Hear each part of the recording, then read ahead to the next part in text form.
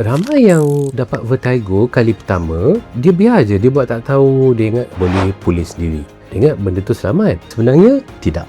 Mitos vertigo ialah ramai ingat vertigo ni dia serang orang tua saja. Lepas tu dia kata kalau rehat dia akan hilang sendiri. Itu mitos. Apa faktanya? Faktanya ada vertigo yang dia datang sekejap, lepas tu dia boleh berulang. Ada vertigo yang boleh disebabkan oleh masalah telinga dalam yang memerlukan rawatan segera. Ada juga vertigo yang disebabkan punca-punca lain yang bukan disebabkan telinga. Apa faktanya? Faktanya vertigo ni boleh serang mana-mana peringkat umur. Tak semestinya orang tua saja. Dan puncanya ada yang berpunca dari masalah telinga, ada yang punca dari masalah lain. Vertigo ni boleh disebabkan ada yang jenis yang datang sekejap saja, rehat, dia settle, atau ada yang jenis berulang. Ada yang kalau kita berdongak, dia dapat vertigo. Ya, so macam-macam jenis. Ada juga yang disebabkan masalah telinga dalam yang memerlukan penilaian yang agak segera.